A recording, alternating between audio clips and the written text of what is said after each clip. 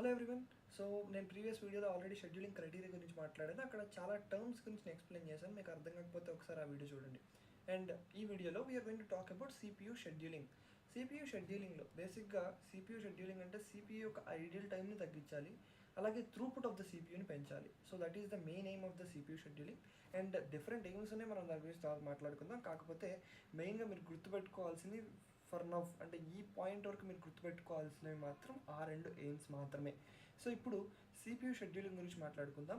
బేసిక్గా మనము ఆల్రెడీ నేను మీకు స్టేట్స్ గురించి చెప్పాను. ఒక ప్రాసెస్ అనేది ఎగ్జిక్యూట్ అవ్వాలి అంటే మల్టిపుల్ స్టేజెస్ని దాటాలి.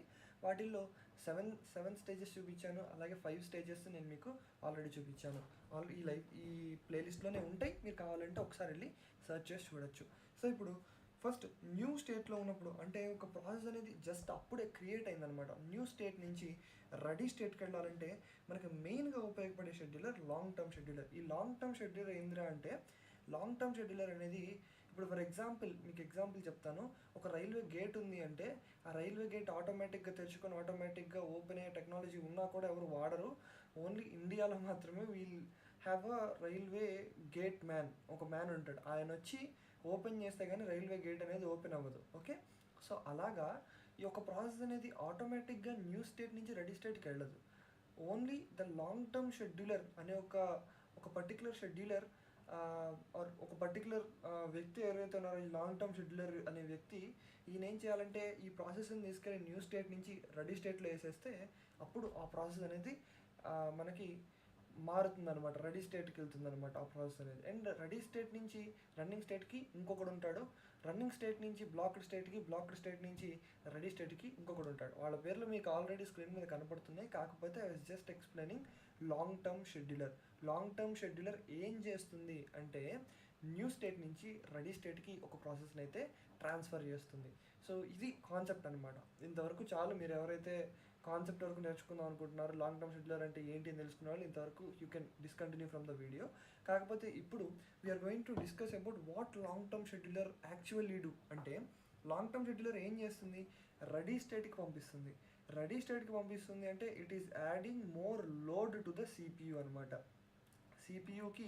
సిపియూ మీద కంపల్సరీ రెడీ స్టేట్లో ఉన్నది చేయాలంటే లేదు. రన్నింగ్ స్టేట్లో మన సిపియూ అనేది ఉంటుంది కదా. రెడీ స్టేట్ మనకి రన్నింగ్ అనేది ఒక ప్రాసెస్ రన్నింగ్ స్టేట్లో ఉంటే అది సిపియూలో ఉన్నట్టు. సో ఇప్పుడు what actually long term scheduler ఏం చేస్తుంది అంటే న్యూ స్టేట్ నుంచి రెడీ స్టేట్కి పంపిస్తుంది. అంటే it is adding new process to the RAM. అర్థమైందా? Ready state is something you can consider RAM. మీరు అలా ఊహించుకొని ఈజీగా అర్థమవుతుంది, గుర్తుపెట్టుకుంటుంది. You can reciprocate in your examinations.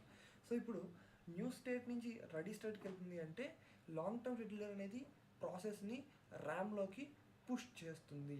అంటే సిపియూ యొక్క లోడ్ని పెరగడానికి మన లాంగ్ టర్మ్ షెడ్యూలర్ అనేది ఉపయోగపడుతుంది అనమాట. సిపియూ మీద ఎక్కువ లోడ్ వేయాలంటే ఫర్ ఎగ్జాంపుల్ ఇప్పుడు మీరు 2 గేమ్స్ ఆడుతున్నారు, ఇంకో గేమ్ ఓపెన్ చేసినప్పుడు వాట్ హ్యాపెన్స్ ఇస్ ఆ గేమ్ ఓపెన్ అయినప్పుడు లాంగ్ టర్మ్ షెడ్యూలర్ వెంటనే ఆ గేమ్కి సంబంధించిన కంటెంట్ ఆర్ ప్రాసెస్లు ఏవైతే ఉన్నాయో వాటిని తీసుకెళ్ళి ర్యామ్లో వేస్తుంది అనమాట, ఆర్ ద రెడీ స్టేట్లో వేస్తుంది అనమాట. ఆ ప్రాసెస్లు అన్నిటిని రెడీ స్టేట్కి అప్రూవ్ చేస్తుంది లాంగ్ టర్మ్ షెడ్యూలర్. అంటే ఇదంతా యాక్చువల్గా జరుగుతుందా, నిజంగానే మొత్తం ప్రాసెస్ని తీసుకెళ్ళి ర్యామ్లో పెడుతుందా, మా గేమ్స్ 100 GB ఉంటాయి అవన్నీ దీంట్లో పెడుతున్నా అంటే అలా జరగదు. అదేం జరుగుతుంది ఏంటి అనేది నేను మీకు ఫ్యూచర్ వీడియోస్లో చెప్తాను.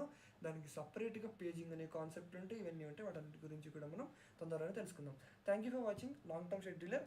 And I hope you got everything about long term scheduler. మీకు ఇంకేమైనా రిఫరెన్స్ ఉన్నాయి అంటే కనుక నేను కింద కామెంట్ సెక్షన్లో పిన్ చేసి పెడతాను, లేదంటే డిస్క్రిప్షన్లో యాడ్ చేస్తాను. Thank you for watching. Meet you in the next video. Good bye.